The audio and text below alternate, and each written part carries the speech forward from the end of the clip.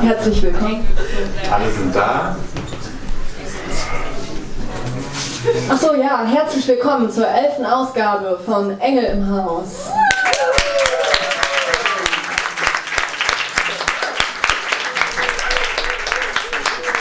Wir haben leider immer mehr jetzt mit logistischen Problemen auch zu kämpfen. Wir freuen uns natürlich sehr, dass der Andrang groß ist. Aber wir hoffen, dass alle mehr oder weniger gut platziert sind und auch zuhören können. Wir werden das so machen, dass heute 4 Leute lesen und dann gibt es noch Musik. Dazwischen gibt es eine Pause von 10 Minuten, da können alle frische Luft schnappen und das kann sich alles so ein bisschen organisieren, dass vielleicht Leute, die stehen mussten, dann vielleicht sitzen können oder so. Genau, Telefone aus. Genau.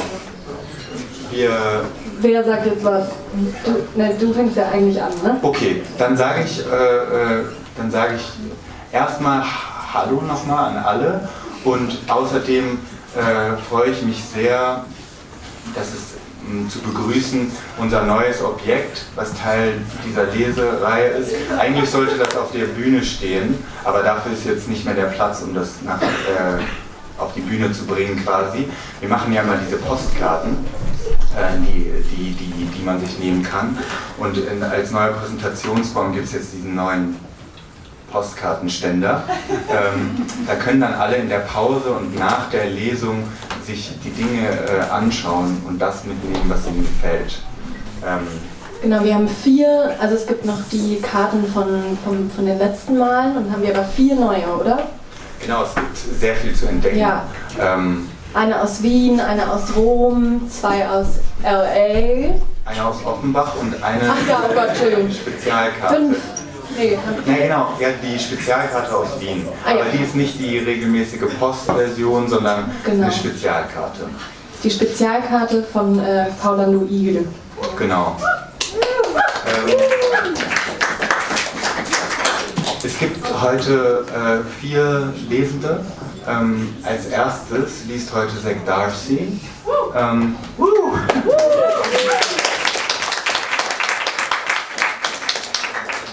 Als zweites, die Reihenfolge ist richtig im Kopf, als zweites liest BERFIN ŞILEN. Danke. Als drittes liest WENZEL.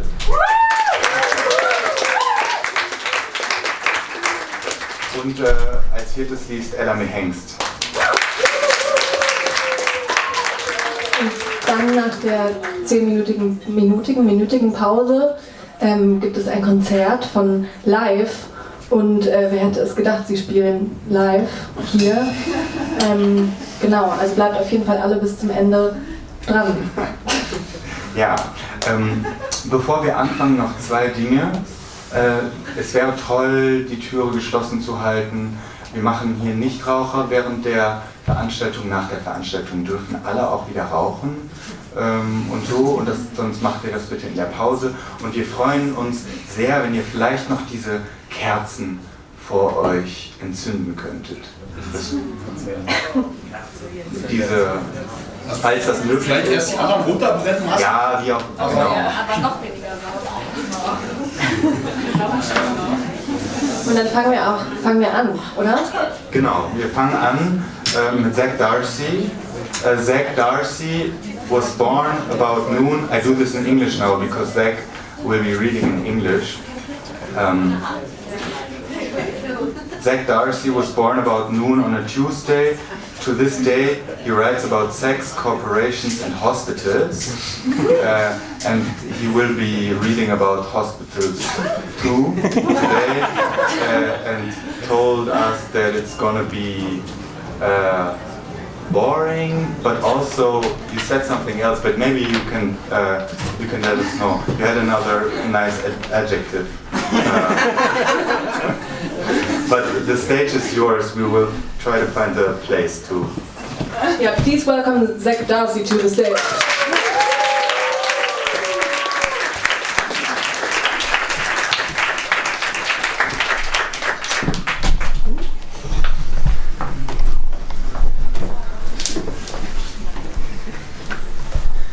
Okay. These are all very recent, except for the first one, which maybe I've read before, but everything else is new, brand new.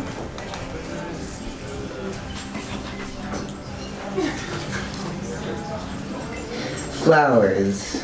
Where did you meet? In the hospital, I'm going to answer.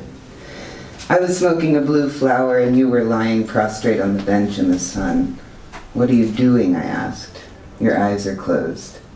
I am a block away and I'm going to get you off. In the distance, a rooster, or else it is a shower with someone singing in it who creates their own business of jacking off while the church is striking the afternoon with the perverted calamity of the divine. The thing is, it's almost evening and the hospital wards will close by the time the bells stop. We commence with our quick jerking movements, the evening light splashing about like ejaculation on the musculature of our naked arms. Urban planning. Behind the hospital there was Eyes and Ears Street. There was Deaf and Dumb Street in front of the hospital. There was to the left Street Street. There was Leave Everything Street. These names were recited and copied down upon arrival as I was coming to the hospital. To be patient, I was arriving to come to be patient. I was not going to come once. But in the process of becoming, I would a patient to the orderly be. As the advertisements on the street read in a quick equation of ass, of course I thought of yours thrust in the open window overlooking and by way of it spreading to mirror the flowering trees. Speaking of, is a door between the rooms appearing to be a wall, a wall appears to lock in the specter of hold against the specter of open, against which chatter and chit-chat through the passage of a kitchen unfolds. Are there dogs and objects here? Taking on the specter of an opening or holding, a space appears between sham walls. Are there dogs and objects, or are they otherwise appearing as companions about which we wrap our leashes and control? About which we wrap walls and control. Am I a castrated dog or an object? I have had to ask such questions. Such themes emerge: surveillance, language, gender, wall, and all the purposeful wreckage of your architecture. My love, my dominance, and subject of my speaking. I want to speech you into submission like a leaf. Oh, feeling you tremble, a leaf.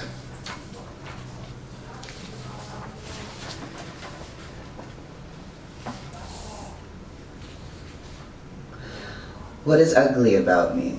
The fascism of my directed refraction, a gaze in which I splice my language to suit you and why, the visual afternoon.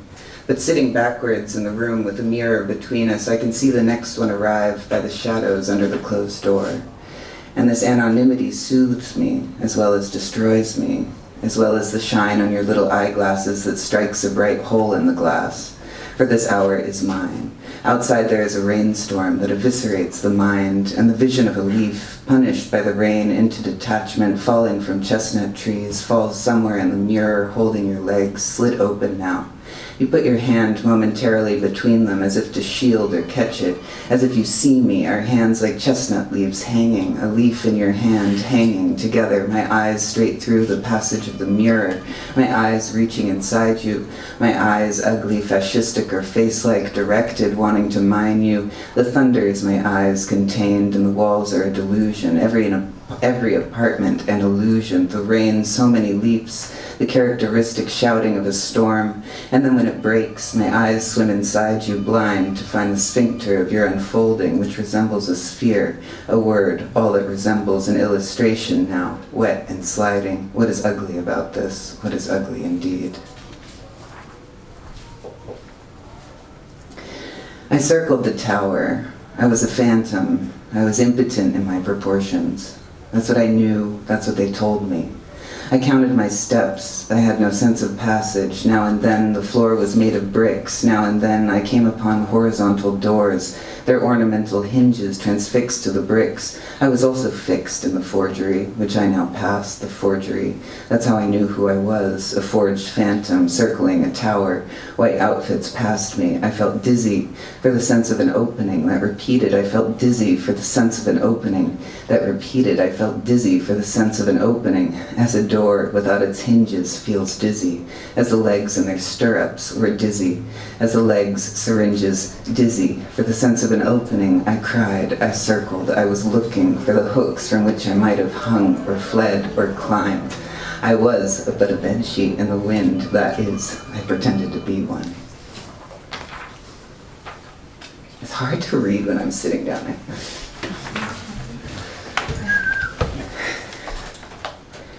What is ugly about the sky and its flat pastures inverted? Like a song of debt and structure, the lid of it all passing into abstraction.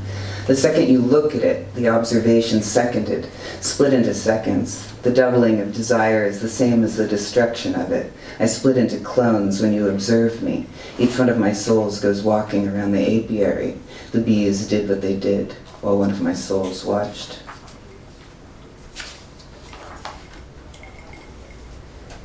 I was a fool, hooked up to the white room. The nurses brought me blueberries on a plate arranged in a smiling face. The trees handed their shadows to the walls against which I sat on the ground, which would later be living quarters for the nurses in history. For the moment I was not a man, but a nurse. I did my long hair. I had a hole. I was a nurse, administering liquid. I had the liquid between my legs. It dripped down to fertilize the shadows of the trees, which appeared like hands against the walls, painted with the white of a blister. They put the gauze on the blisters that formed. I had such delicate wrists, they told me, wrists as slender as a branch broken under duress of a storm. Any storm could undress me, I replied, to their tender eyes. Oh, the nurses could touch me. As much as their needles hid inside my newly legible thighs, I got high in the room with the nurses. I was a nurse in men's clothing, but then again, I was a man plunging a needle in a nurse's thigh.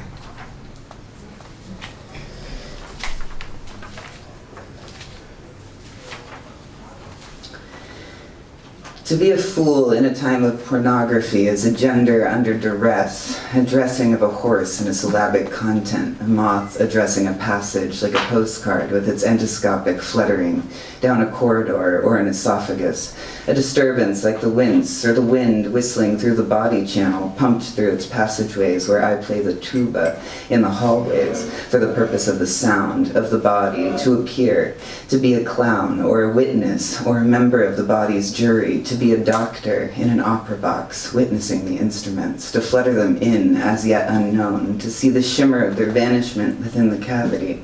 I am a fool in a time of pornography, swallowing moths, which disintegrate just in time to disappear in face of the X-ray's eye.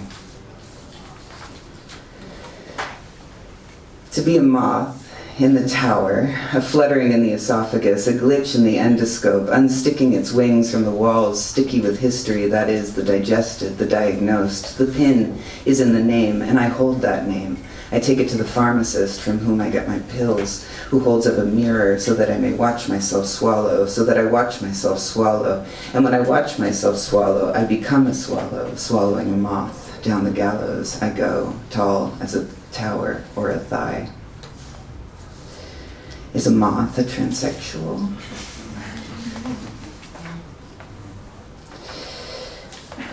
Nurses sweep, no, not the nurses. My double sweeps so vigorously in the halls, my double sleeps lifelessly, like a medical dummy, arms dislocated.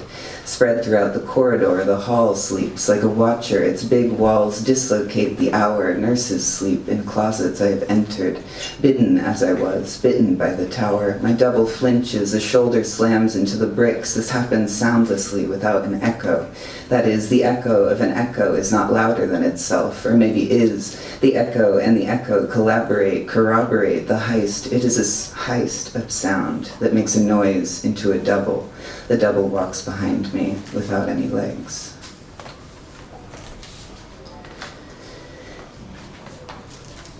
I take my moulage by the face and hold it in my hand. The three of us go walking, I, my face, and its wound. We are the most beautiful triplets in the city of lunatics. I was born on Street Street, in a city of lunatics, to the name of Joseph Joseph. I liked the way it sounded then, as much as it sounds now that I am a somnambulist flaneur. My job is one of walking, with eyes, ears, and wound closed, in order to feel the city and not to describe it. So when the salt-like ecstasy of the city resounded, I did not hear it. I was given this job because the lunatics loved me, and because of their love, I had to be arrested. The city of lunatics had many doctors, also called Joseph. The day I was walking down Birdsong Street, I did not hear them calling, so they had to chase me down, which meant I was arrested by the sudden invasion of their hands.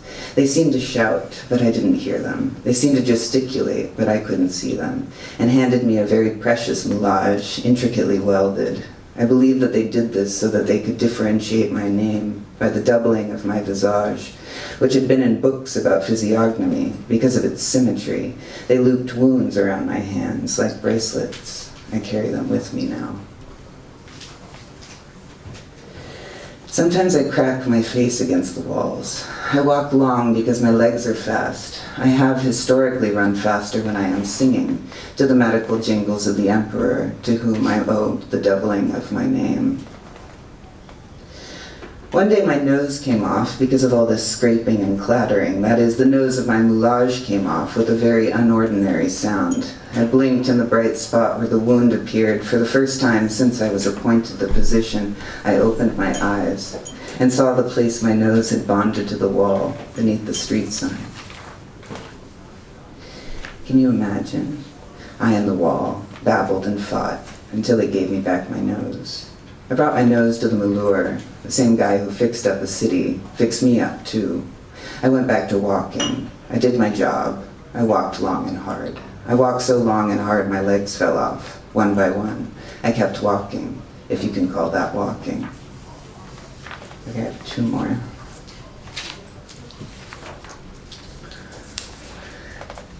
Self-portrait.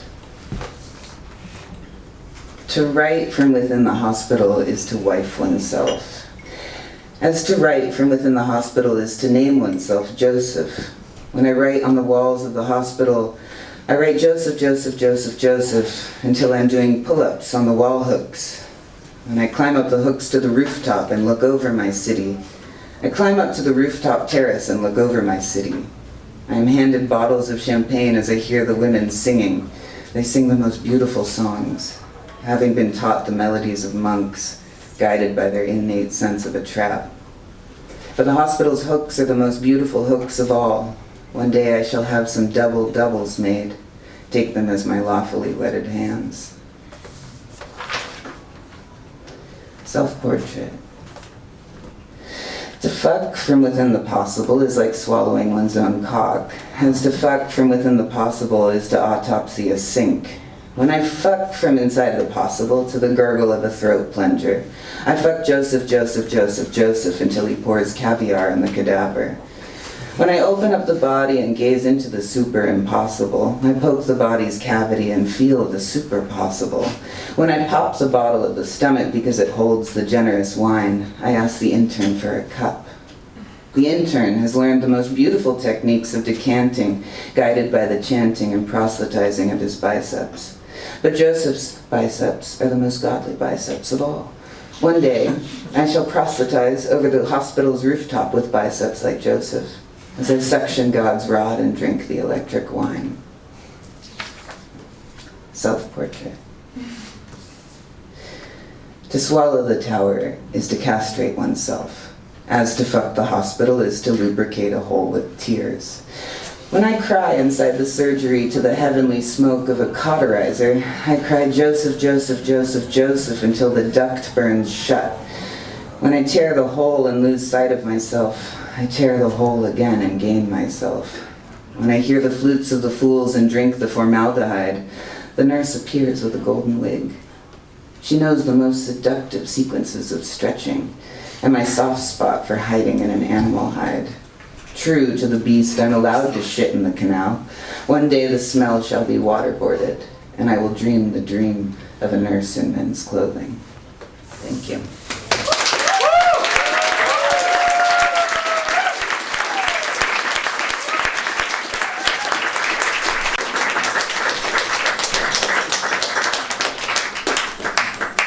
I mean, that was funny. It had some funny aspects about it.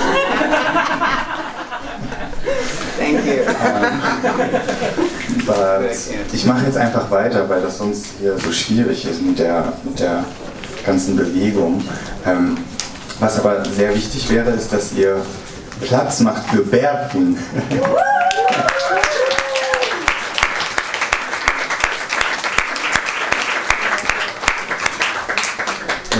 Wir sind sehr froh und dankbar, BERFIN heute hier begrüßen zu dürfen, auf der Engel im Haus Baiz-Bühne, sowie alle anderen natürlich auch. Und BERFIN hat extra was geschrieben, auch für Engel im Haus, und liest einen Text, der heißt Engel im Haus, was uns sehr natürlich gerührt hat. Und ich bin gespannt. Hallo. Hört man mich gut? Ja, genau, ich habe einen Text geschrieben, der ist Engel im Haus. Und eigentlich dachte ich, ich lese was aus meinem Romanprojekt vor, aber irgendwie ist da gerade so ein bisschen Schreibkrise. Und dann habe ich mich entschieden, ich schreibe einfach was über Engel im Haus. Und das ist alles so ein bisschen roh und gerade im Zug fertig geschrieben, deswegen, ja, ich fange mal an.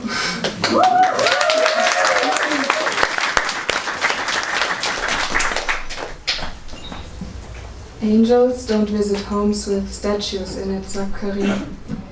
Und ich nicke. Wenn er nur wüsste, dass ich öyle bir taht yaptım ki sana, kimsenin gücü yok yerini almaya, singe ich in meinem Kopf. Lasse ihn im Glauben, dass ich glaube.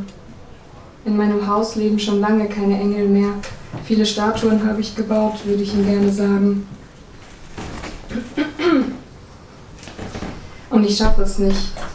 Er glaubt an Engel und an Gott und ich glaubte mal an Engel und an Gott. Jetzt ist mein Zimmer voller Götzen. Ich sehe noch die Abdrücke der Bilder, die mal an der Wand hingen. Götze 1, Justin Bieber. Götze 2, Zayn Malik. Götze 3, Dilan aus der Koranschule. Götze 4, Joshua aus der 8. Klasse. Karim schaut mich eindringlich an, ich war abgedriftet, sorry. You're beautiful when you think, sagt er. Astaghfirullah, Karim, where did this come from? Das war gerade bei unser drittes Treffen. Ich hatte nicht erwartet, dass er so direkt ist. I don't know, I just realized, well, are you going to build a statue of me now? I would, but not in my house. Ich lache. You could build it on your street and greet the statue every time you pass by. Karim grinst. Er hat leuchtend blaue Augen, das Tespih lässt er lässig durch seine Finger wandern. Wenn er lacht, streuen sich kleine Risse um seine Augen und um den Kopf fahren seine Haare Serpentinen.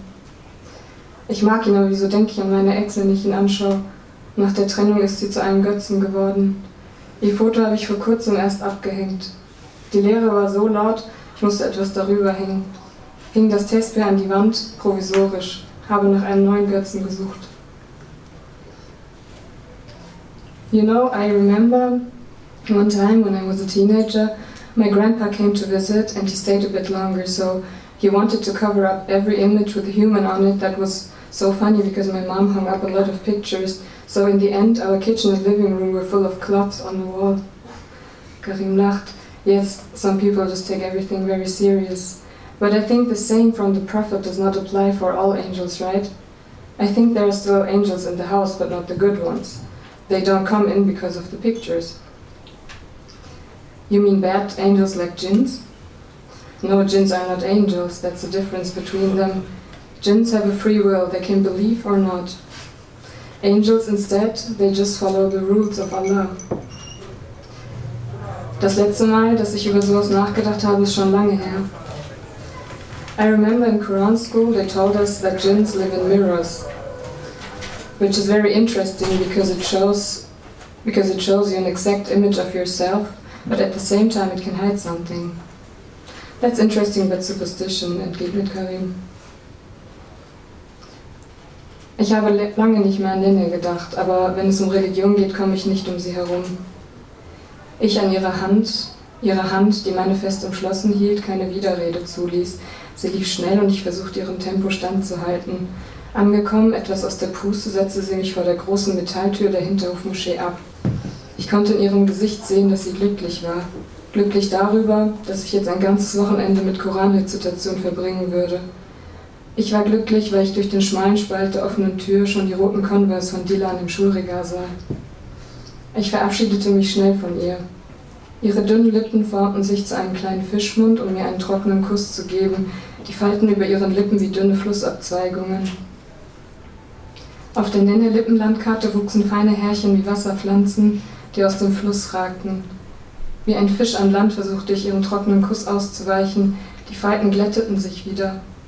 Oft steckte sie mir noch eine Packung von den in Silberpapier eingewickelten Ridley's Spearmint zu.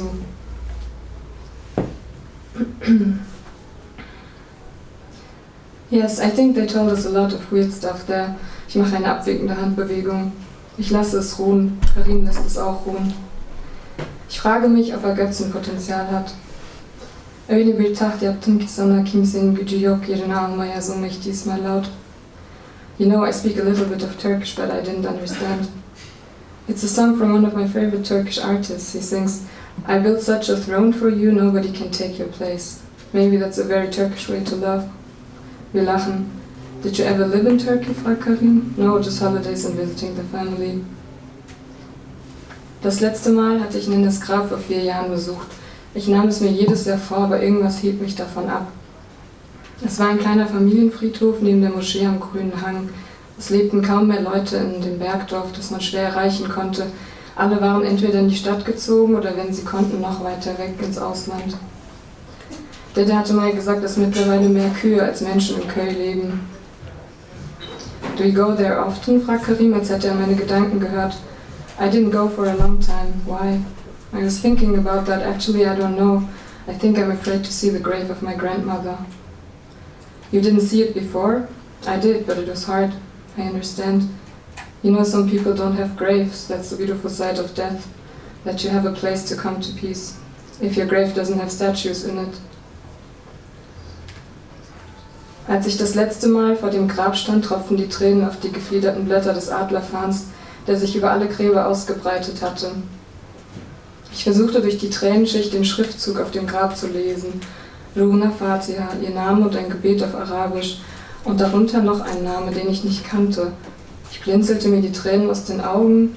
Yemin bei Dr. Olo, was für ein seltsam langer Name, dachte ich. Und dann, warum kenne ich ihn nicht? Der Sohn, der sich der Fahne sicher ist. Diesen Namen konnte doch nur ein Amt vergeben, das etwas von einem wollte und verlangt es, im Namen zu tragen. Anne hatte erzählt, dass die Beerdigung und Trauerfeier ziemlich anstrengend gewesen waren. Die Dorfgemeinschaft war zusammengekommen, um zu weinen, zu schreien, obwohl sie meine Nenne gar nicht so gut kannten. Die einzige Verbindung war der Zufall des Ortes gewesen, an dem sie auch geboren war. Ein Schauspiel von Trauer, hatte Anne gesagt. Sie fand keinen Raum für ihre eigene und kam genervt zurück. Sie erzählte auch, dass die Frauen hinten stehen mussten. Sie sagte, im Leben soll man sich den Männern fernhalten und dann bringen sie dich zu Grabe. Sie wurde von den Männern getragen, ins Grab eingelassen und die Frauen mussten hinten stehen. Hätte Nenne aus dem Grab schauen können, hätte sie die zerlatschen Schuhe der Männer gesehen, voller Dreck, denn der Weg zum Friedhof war steil und schlammig. Die Anzüge an diesem nieselnden, milden Februarklamm. Die Frauen weilten in den hinteren Reihen und hielten einander fest. Der Hodja mit den netten Augen sagte das Gebet. Irgendwann hörte man nur noch das Schluchzen, das sich mit dem Knarzen der Bäume im Wind vermischte. I want to show you a picture of my grandmother. Ich hole mein Handy raus, scrolle in der Galerie zum letzten Elternbesuch. Wir hatten alte Fotoalben angeschaut. Dann hatte ich dieses Bild von Nenne gesehen. Sie steht vor dem Maisfeld im Köy, zeigt auf die Maiskolben, die eine Hand ausgestreckt, mit der anderen berührt sie trockene Blätter. Sie hat ein Lächeln im Gesicht und ich glaube, es war das Lächeln, das mich eingefangen hat. Sie lächelte so selten. Sie hatte oft eine Strenge im Gesicht und die letzten Monate vor ihrem Tod eine Traurigkeit, die sich in ihre Falten gelegt hatte. Ihre Strenge zog sich durch ihr Leben wie eine gerade Linie. Ich weiß nicht, ob sie selbst gezogen hatte, Aber sie zog sie über 2 Generationen bis in mein Leben, indem sie versuchte, mich auf diese gerade Linie zu bringen. Ich balancierte darauf, balancierte auf den Regeln, die ihr wichtig waren, beten, an ihrer Hand durch die Stadt laufen, ihre Wocheneinkäufe erledigen, nett lächeln, wenn sie ihrer Moscheefreundin begegnete, die mir den Kopf tätschelten und fragten, ob ich schon den Koran lesen kann.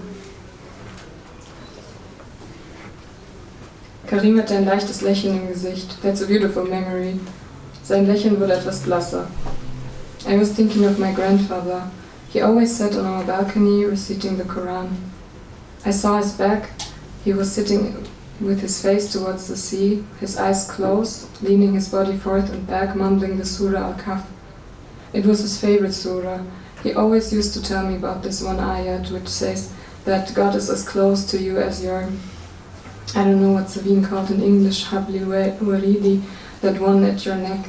You mean the jugular vein? Yes, exactly. I know this ayat from Rosalia's new album. She got inspired by this surah. It's beautiful. Wir werfen uns unsere Sprachen, Erinnerungen in Bruchstücken hin und her. Ein kleines Spiel, das wir spielen. Ich frage mich, wie lange wir daran glauben. Abfallen von Glauben, abfallen wie ein Herbstblatt, durchschmeckt, Gebische durchschmeckt. Ich bin in den Zweifel gefallen, ich bin von den Stufen des Minbers gefallen, die ich als Kind immer hochgerannt und runtergerutscht bin, als die Männer noch nicht im Gebetsraum waren. Dann kam der Hodja, schaute mich mit seinen netten Augen an, gab mir zu verstehen, dass sie gleich zum Gebet kommen würden, und ich rannte schnell wieder zu Nenne.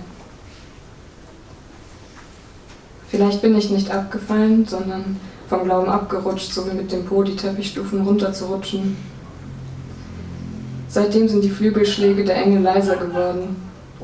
Sie haben sich auf die Türmatte von meiner Wohnung gesetzt, warten dort an der Türschwelle, während ich drinnen meine Statuen baue. Karim schaut mich an, ich weiche nicht aus. Danke.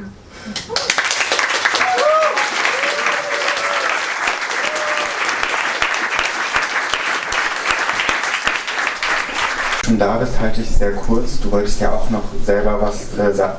Das ist Jazz. Nochmal eine große Jazz.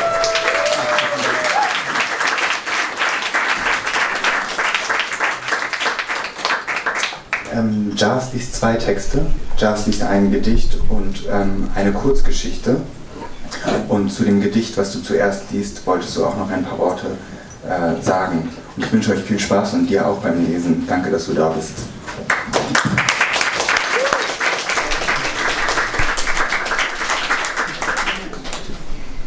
Vielen Dank auch an alle, die da sind und für die Einladung. Das erste, was ich lese, ist, ich wollte erst eine Postkarte schreiben aus Offenbach und dann kamen aber eigentlich nur Worte, die ich noch von den Philippinen hatte. Anfang des Jahres waren wir dort auf einer Reise, die wir gemacht haben als Kollektiv, um in Communities zu integrieren, die Landarbeit machen. Und das war eine sehr prägende Erfahrung und der zweite Text auch dort entstanden.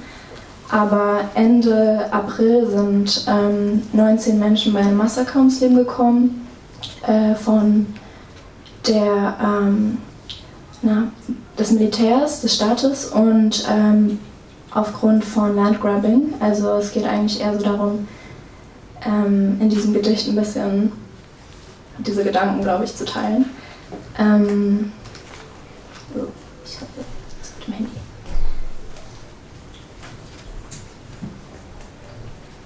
Abschiedsszenen. Aus den niemals geschlossenen Fenstern dringen nachmittags unsere melodramatischen Abschiedslieder, OPM und High-School-Musical-Songs aus der Karaoke-Maschine. Im Rhythmus fließen Boudots weiche Wellen anstelle von Gelenken. Kreischendes Gelächter aus Kinderkehlen und unsere gemeinsame Zukunft erstrahlt hell vor uns. Unterbrechung, während wir Merienda servieren, zum Aufbruch entschlossen, fast bereit. Unser Singen verstummte. Mit dem Besuch der Barangay, Sekretärin und Community-Polizei. Was haben wir verbrochen, außer uns der Realität zu stellen, auf Felder zu gehen, voll von Zuckerrohr, bestellt von unseren Hosts?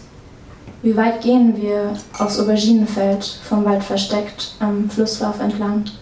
Wie weit gehen Sie, mit erzwungenem Lächeln, Selfie-Befehlen, um unsere Gesichter einzufangen, oder wählen Sie doch Thron, gestellte Schusswechsel und verwechselte Körper bei Autopsien? Fotos werden erbeten und Namen. Wer wir sein. Der Geruch von Angst kriecht in uns hervor, zieht eine Spur zum nächsten Ort.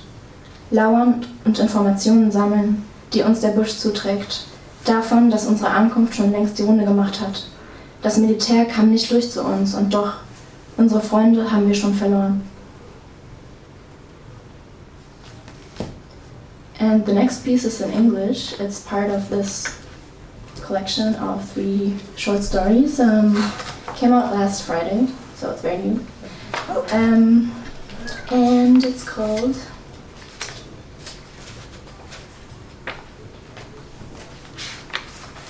Isang kahig, isang tuka, mga pangalan sa buhangin. One scratch, one pack, names in the sand. There was a poet who returned to her ancestral home in the Cordillera Mountains, where the first rays of the rising day, gathered along the mountain's peak, would grow her a pair of extraordinary ears. When the sunlight of dawn met her skin, she could speak the language of animals, of trees and stones, of rivers, winds and shadows, of the mountain forests. Her name was Estelita Sala. In a far distant European metropole, her balikbayan ears had dulled against the roar of buses, engine, cars, and police sirens. On the early morning of her departure from Baguio, Estelita was drinking sweet and milky instant coffee, when a splash of brew came onto her quickly scrolling fingers. A squeaking sound came from her coffee cup. As quick as her scrolls, she shaked it off. Shake, shake, shake it off. Shaking off the drips from her phone screen. A deep sigh escaped her throat. She jumped up from her table and her eyes widened. Ano ba yan? A small creature had fallen from the ceiling into her coffee, a blissfully writhing lizard. Its body was smooth and almost translucent, the color of dried grass and dust. In its first attempt to get out of the cup, it succeeded, tossing the cup over and looking astounded and proud. In an instant, the coffee had been made, and now, in another instant, it was flowing over the table. Estelita couldn't believe her eyes. Was it not dancing or just shaking the coffee off its tail? Shake, shake, shake it off. My name is Botike, the creature squeaked, swaying, almost grooving. Jesus, what are you doing? And Botike, that means lizard. Totoo bato, are you for real? Why do you call yourself by the name humans gave you? She asked, shaking her head in confusion and disbelief. It has been a while since I could speak to your kind, she said to herself. Usually the voices fade when I leave the mountains mismo.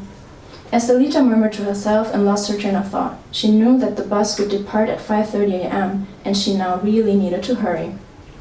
Butiki's mouth widened to what could only be a smile, and finally stuck out a pinkish, sticky, QQ mochi tongue to gain her attention. I do possess the ability to translate. Among other languages, I have learned to speak Filipino and Ilocano. I also happen to like jokes. Nodding to itself, Butiki again presented its tongue. You know, Baguio is called the portal to the mountains. It seems so modern, urban, so mystique and fresco, with its history as a hill station and old gold rush climb days. Pulsating through it is an ancient and untamable force of mountain water running down. Do not mistake it for something you can hold. Try to master it, and it will carry you under. Estelita looked up from her phone, her attention streamed back to the conversation. I remember a dam project in the 70s that threatened to flood parts of Kalinga and the mountain province, the ancestral domains, the people's homes and farms, and the animals free roaming in the forests. My father was a rice farmer. He was tending the layers of the mountains on its muddy terraces, the flow of water and life. Neither colonial aggression nor martial law's corrupt claws could displace our people's spirits, and so we kept the land. She finished her cup, swallowing down her last words, her pinky tilting upwards to the sky. Butike couldn't take their eyes off her finger, targeting it with their inner prehistoric predator's desires, swooshing 9 steps forward, coming to a halt, and reminding itself of the mission to not eat human fingers. Estelita wiped the table and shouldered her bag. Inside, wrapped carefully in banana leaves, was suman, sticky rice, still fragrant, an offering. For years, as her mountain hearing thinned, she had worked by day as a domestic helper and written poems at night. She had come back to find the white lady who had once foreseen her father's death. She was grateful for the white lady's impulse, for the warning that sent her home in time to sit beside her father before his passing. Now she wanted not only to return, but to give back. Estelita reached for her phone to search whether there were any Ilocano folk tales or beliefs concerning lizards. Distracted as she was. But the kid turned to the narrator, taking a peek around, the artificial separation of the fourth wall quickly jumping back. She focused on Boutique with squinty eyes. I have to go, she told Boutique. I'm heading to the mountain province to do a good deed. Boutique jumped up and bowed its head. You know, I could be very useful. I hear what trembles beneath the soil. I sense direction, my language proficiency, but also my sensing tongue could lead you, but you need to go. A flicker of irritation crossed Estelita's face. For 1 millisecond of an affect, Estelita threw a half-suggestive, half-confused side glance towards Boutique. Then, an awkward silence filled the gaps. Oh my god, not what you think. I possess other senses than humans. My tongue is an organ of orientation. I feel the presence of others. Forests are crowded places, and not all strangers announce themselves. It was a morning of sighs. Estelita hesitated only a second before opening her sling bag. Ta-da! Hop on! With a consoling smile, she closed the lid carefully. She would not admit it yet, but she already felt tenderness for the small, earnest buddy. The bus roared northward, climbing the curved spine of Luzon. The air-con winds blew aggressively, and someone was watching the latest show of Eat Bulaga without headphones. Estelita put on her travel jacket. 4 years ago, she had taken the same road. It had been the final month of her father's life, Tatay Calvo. Her father used to be a sturdy man with a shiny and sometimes hard head. Since he had lost his hair very early on, he had been endearingly called Tito Calvo by others, or by the even younger ones, Lolo Calvo. Tatay Calvo had worked all his life on the rice fields planting and harvesting palay, starting when he had still full hair in grade 6, being only 12 or 13 years old, day in and out. His cooking was legendary, perhaps because he required it to be praised. Sinigang na hipon with gabi and calamansi, especially sweet, demanded an audience. Despite having raised the 3 children, who then all went to work overseas, he refused the remittances that were meant to develop their ancestral house and farm. You need it more than I do, he would say. What matters is that we see each other. He kept his hands busy with planting, following the cycle of wet and dry season, as if the land was his child and work was a kind of prayer. Beneath the rhythm of rains and sun, of hoe and harvest, of daily changes, of chance and luck, he tried to till under the loneliness that had taken root in him. Chance and luck he found. Tatay Calvo's pride, admittedly his softest weakness, was his roosters, which were a mystical source of income because of their breed and their show fights. From them came not only applause and wagers, but a fantastical, yet improbable, harvest of fortune. One scratch and one peck at a time. Father Calvo made his ends meet, only accepting a tiny fraction of the remittances to procure chicken's feed and medicine to stain the roosters. What others admired as spectacle, he knew as devotion, and slowly, without naming it, devotion turned into pride. Estelita couldn't help herself but smile and shake her head at the memory. This silly man. 4 years ago, in Madrid, as if it was her calling, a white lady made an appearance. At that time, Estelita was working as an OFW, an overseas Filipino worker, living in her employer's apartment with high ceilings, Catholic icons, gleaming floors that echoed and displayed the ornamental wealth of a far-distant past. She dusted cabinets, polished the carved silver filigree paid for by histories that had emptied mountains and bodies of her own. Every night, as if done by itself, she carefully arranged the cutlery on the table before dinner. She was asked to do it slightly differently in this household than she had been trained to do by the standards of the Training for Household Service Workers, THSW, at an accredited institute of the TESTA, Technical Education and Skills Development Authority, where she had taken several classes to learn housekeeping and domestic work back in Baguio. After 436 hours of training, being the oldest daughter of 2 siblings, raised by a single father, Tatay Calvo, she received her certificate as domestic worker and was granted yet another paper to seek her chance and luck abroad. Estelita's task was to take care where it was lacking. She looked after the 2 children of the household who had inherited the privilege of such abundance, her hands restoring order to daily life, cleaning the surfaces, keeping time for the children's school and afternoon appointments, music classes, and sports competitions. She moved through the apartment, speaking the colonizer's tongue, smoothing sheets, preparing Filipino and Spanish dishes. Adobong pusit, menudo, arroz caldo, nilagang baka, 3 times a day, and for merienda in the afternoon. She would be reaching for remote controls next to her employer's feet to turn off the smart TV for her, carrying the groceries in upon arrival, consoling, swaying, and singing for the sad 4-year-old girl when she missed her mother, on demand 24/7, answering gently. For Estelita, keeping the feudal memory in her feelings, keeping it sharp and clear, keeping it soft and warm, was an act of maintenance. Even as she kept the household intact, she was unmaking and rebuilding, singing, dancing, and cleaning, a search in cycles, a home of forgotten histories. While still setting the table, she saw her curved reflection in the silverware. Ding, ding, ding, ding! Estelita froze mid-movement. A spoon fell. Who knew whose ghost lingered in these thick walls, or which of them might return to haunt back their colonizers' most intimate spaces? One night soon after, on her way home, Estelita had been approaching the pedestrian light outside her building when she noticed her. An elderly lady with long black hair, wearing an white Afghan fur coat over a long woolen skirt. A thick capiz comb in her hair caught Estelita's eye. Estelita was surprised to encounter a person of this respectable age at this hour of the night, admiring her elegance and impeccable style. The light turned green, no cars passed, and still the woman remained where she was. "Thank you, EIH," the white lady said gently, with a voice as if wind were caressing a rusty metal bird. "I am waiting for my granddaughter to arrive. She promised to visit." The white lady's eyebrows met in impatience, then smoothed quickly, while she scrutinized Estelita with kind eyes. "You must also have parents who miss you. How are they?" The question entered too directly, too cleanly.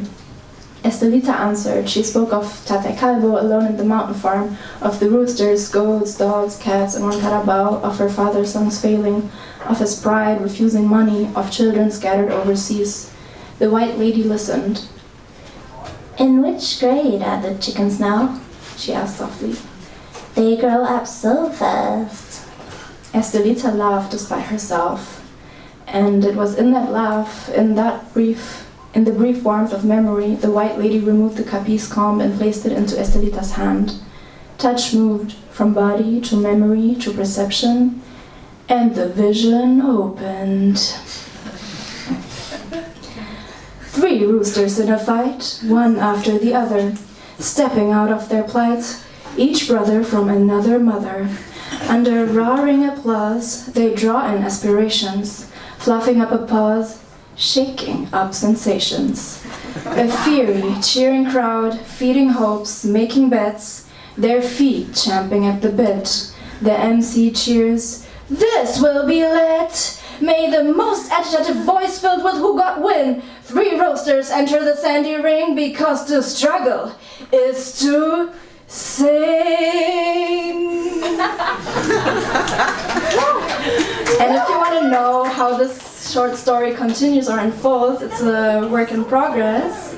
And you will have to be patient. It's actually also in this collection, but we don't have time. But I can only say it's a competition between 3 roosters, and they are part of the revolution, so they know the revolutionary songs. And more I will not tell you.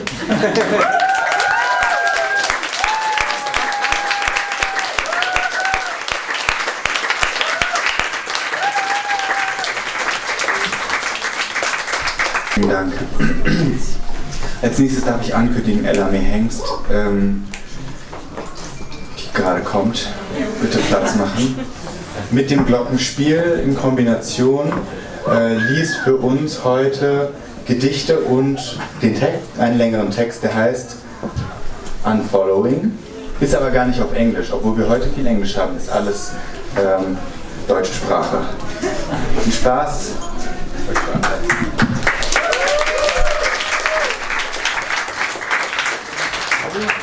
Kannst du mal das Mikro ein bisschen? Weil das ist Ah ja.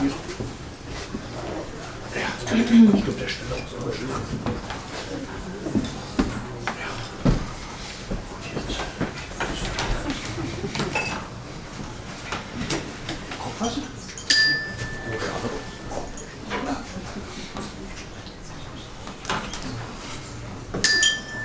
Something definitely touched. Something definitely touched. Disco, disco. Something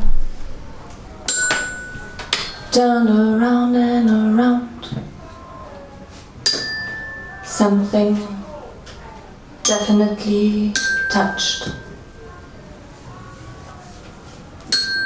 Something definitely touched my Nabelschnur.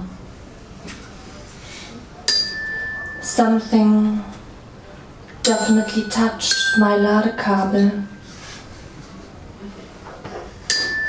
After a brief pause, she continues, remembering, touching something that was definitely touched before by something definitely touched.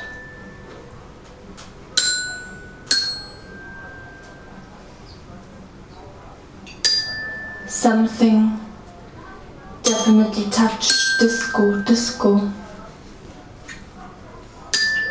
Something definitely turned around and around and around.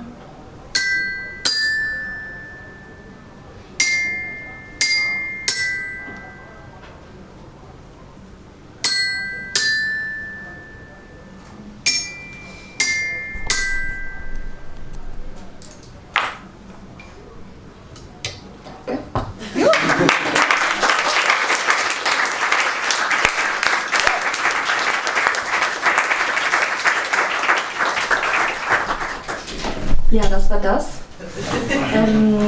Jetzt lese ich noch, 3,5 Gedichte. 2,5 davon sind Frühlingsgedichte. Das ist ja eigentlich schon fast Sommer. Die ersten 2 Gedichte, oder es ist eigentlich ein Gedicht, aber 2 Teile, heißt Die Zukunft der Winterspiele. Die Zukunft der Winterspiele. Die Winter. Die Winter der Spiele im Traum, die Hintergrundvorhangbewegung. I ain't no, du weißt schon was. Ich bin in den Kraterbeck.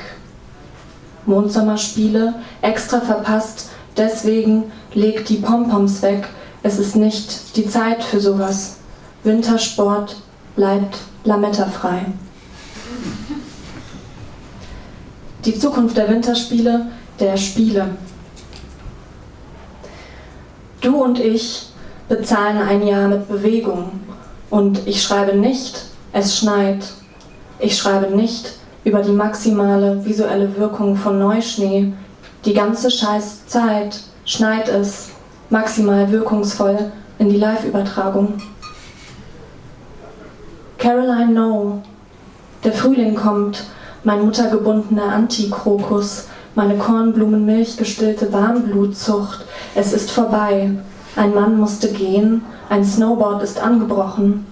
Prunus cerasus steckt in zu lockerer Erde. Ein Jahr, und auch die beiden bezahlen ihr Jahr jetzt mit Bewegung. Wirklich niemand ist in Festanstellung, und das ist schade in der Nacht.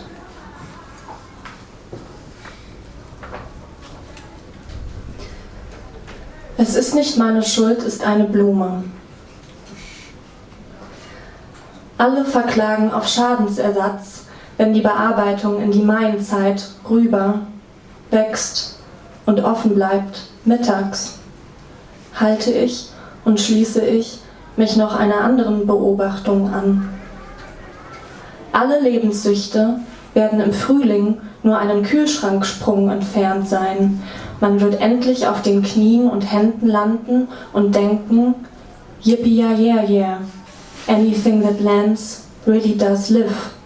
UFO-Maschine, Falterstruktur, 4 Jahreszeiten Gefriertrocknung. Dann habe ich als Himbeere gehalten und gespielt im Sublimation Orchestra. Lande ich ohne Wasser, es ist Frühling.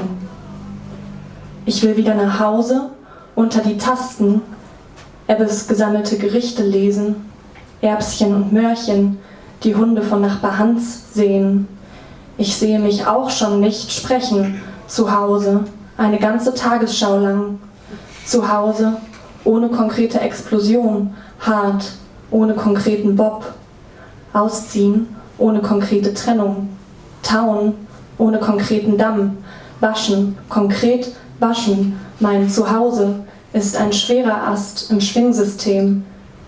Ein paar Fiederblättchen bleiben in der Trommel hängen, wachsen durch die Löcher in den Zulaufschlauch rüber zu Nachbar, Hans und Erbschen und Möhrchen.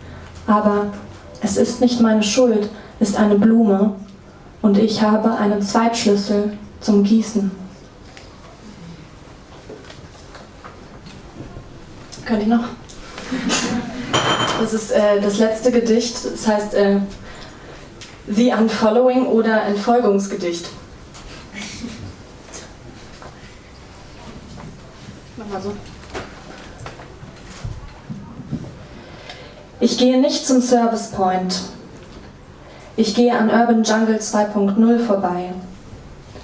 Ich ignoriere den Mann und sein Brot und halte den Notausgang für 1, 2 Sekunden nicht frei. Ich kann nicht sehen, dass Tischis Eis kein Eis ist. Ich bleibe nicht draußen stehen und werfe keinen Blick zu Tom und Mike. Ich habe keinen Hunger auf Backwaren. Ich nicht. Ich nehme keinen Einkaufswagen mit. Ich bleibe nicht vom Nussregal stehen. Ich laufe nicht am Salat vorbei. Ich laufe nicht mehr vor mir. Ich habe mich noch in keinem Ziel gefunden. Ich ignoriere den Weizengrieß. Ich lehne das Tagesangebot ab. Ich interessiere mich nicht für Fremdsprachen oder täglich frisch gekochtes. Ich schenke dem obersten Obst keine Beachtung. Ich trage meinen Mantel nicht offen. Ich zahle nicht mit American Express. Ich habe meine Nägel in keinem Tiroler Minzgrün angemalt. Ich laufe an Tschernobyl vorbei, ich laufe an meinem Stück Wien vorbei. Meine eigene Website liegt hinter mir. Ich frage nicht den Waff. Ich weiß nicht, ob ich weiß, wo ich hin will. Der Bahnsteig ist nicht so lang. Ich bleibe nicht stehen. Ich checke keine Nachrichten. Ich fahre nicht schwarz. Ich setze mich nicht hin. Ich lese nicht, dass dieser Zug videoüberwacht wird. Ich lächle nicht, weil 2 Mädchen mit einem Hula-Hoop-Reifen an mir vorbeilaufen. Ich sehe nicht, dass 5 Meter vor und über mir das beste Alter hängt. Ich höre keine Musik und ich habe niemandem hinterhergeschaut, weil er Italienisch spricht. Ich wünsche keine Gesundheit. Ich merke nicht, wie ich mich darüber freue, dass wir zusammen aussteigen. Ich laufe nicht vom Gefahrenbereich. Ich musste keine rote Ampel sehen. Ich laufe nicht mehr auf die Grüntorgasse zu. Ich pflücke kein Stiefmütterchen an einer Nummer 13. Ich laufe nicht auf der sogenannten sonnigen Seite der Straße. Ich laufe nicht mehr hinter mir her. Ich falle mir nicht auf. Ich mache keinen Hopserlauf. Ich halte schon wieder eine Einfahrt für 1, 2, 3 Sekunden nicht frei. Ich lese nicht das Wort Vermessung. Ich betrete keine Yoga-Praxis. Ich biege nicht nach links oder rechts ab. Ich rauche nicht. Ich hebe keine Hundescheiße auf. Ich klingle nicht bei Dataflow. Mein Mund ist nicht trocken. Ich biege in keiner Spielstraße ab. Ich halte meinen Kopf nicht still. Ich berühre kein Gras. Ich klaue keinen roten Stuhl. Ich lächle keinen Kindern zu. Ich nehme jetzt keine juristische Beratung in Anspruch. Ich teste heute kein Steinway-Klavier. Ich fahre kein Range Rover. Ich habe keine Angst vor einem Vogel und ein Vogel hat keine Angst vor mir. Ich laufe nicht vor mir weg. Ich überhole mich nicht. Ich laufe nicht weiter. Ich bin dann nicht weiter geradeaus gelaufen. Nein, ich kann nicht geradeaus gelaufen sein. Geradeaus gelaufen bin ich bestimmt nicht. Nicht weiter geradeaus bin ich gelaufen. Nein, nein, das nicht. Was habe ich gemacht? Mich umgedreht? Habe ich mich umgedreht? Ich weiß es nicht. Ich habe es nicht gesehen und ich habe mich nicht bemerkbar gemacht. Ich habe mich nicht im Blick behalten. Ich habe mich nicht mehr zu mir umgedreht. Ich wollte das nicht. Naja, okay, jetzt habe ich mich verloren. Also ich meine, ich bin jetzt nicht mehr da.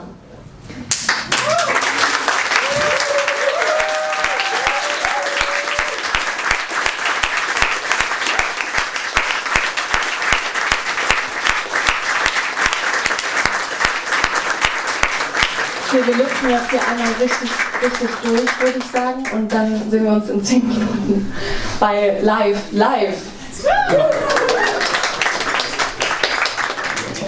Am Tresen gibt es einen Schlüssel für die schräge Tür da, dann könnt ihr die auch noch aufmachen. Ich komme da gerade nicht hin.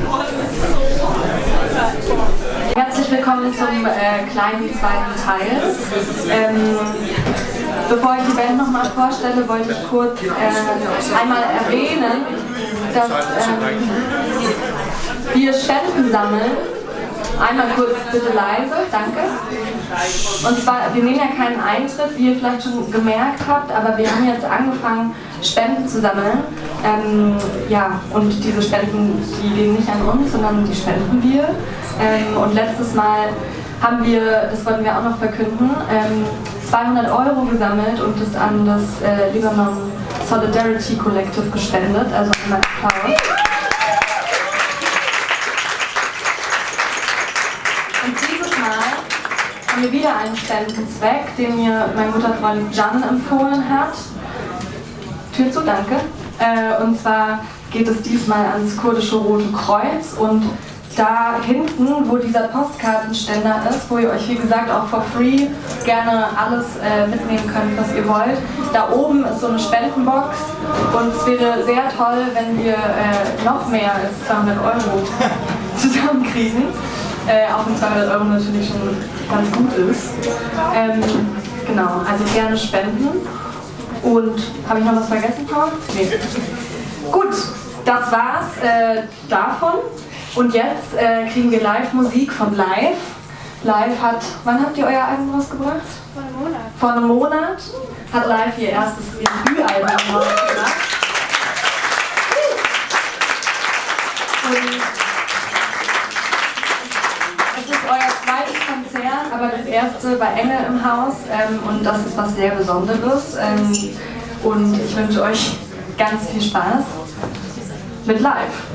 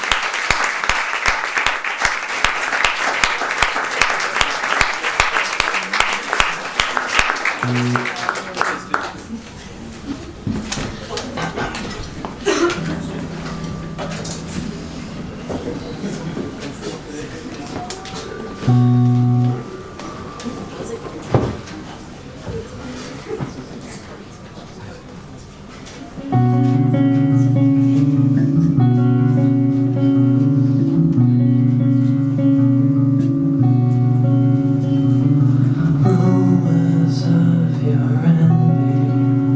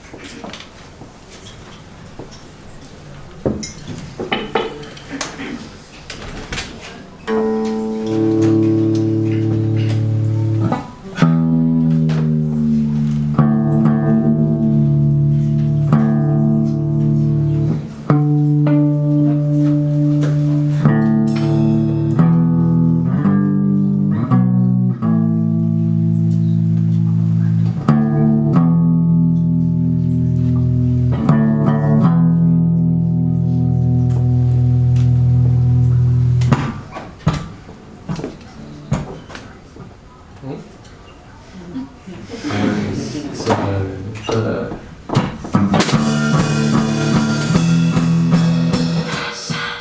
And now you just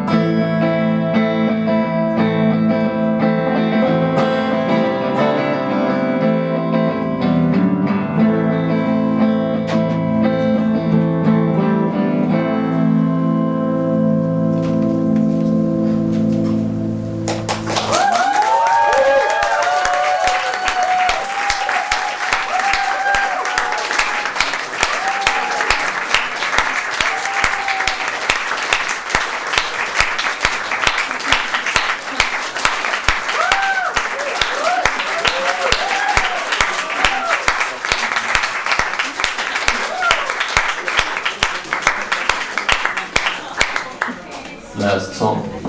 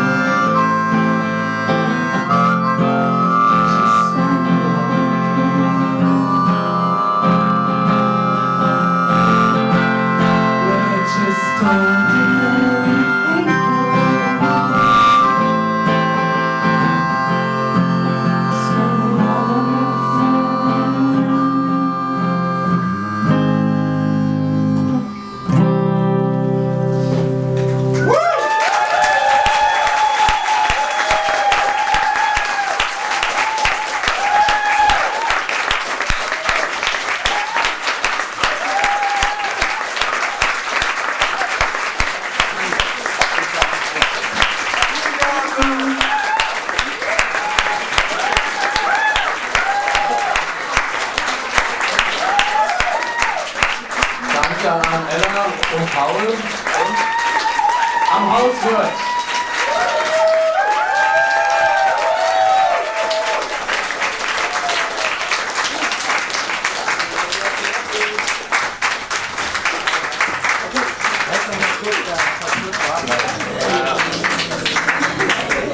Danke. Danke an alle.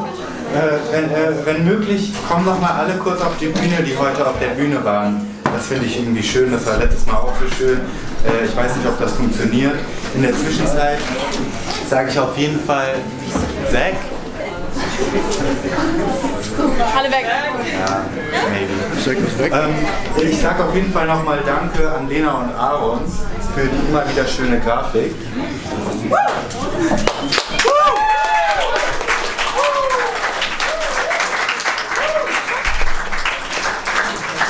Ich sage natürlich wieder Danke an Matthias vom Baiz.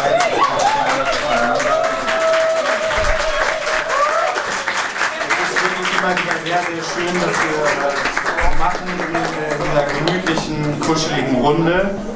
Genau. Abgesehen davon wollte ich noch sagen, schaut euch gerne diese Postkarten an, wir geben uns dafür Mühe. Ihr dürft alles nehmen, außer die, das gibt nur so 2, die sind in so Klarsichthüllen, weil die sind schon vergriffen, die sind nur zum Angucken, nicht zum Mitnehmen. Gebt gerne noch, werft eine Spende oben rein und bleibt gerne hier. Das ist jetzt einfach der Gastraum, wir machen jetzt auch die Türen auf, man darf dann auch wieder rauchen. Holt euch Getränke beim Baiz, die freuen sich sehr über eure Unterstützung. Und jetzt nochmal einen letzten, achso, und kommt nächsten Monat wieder. Und nochmal einen letzten Applaus für diese Spende.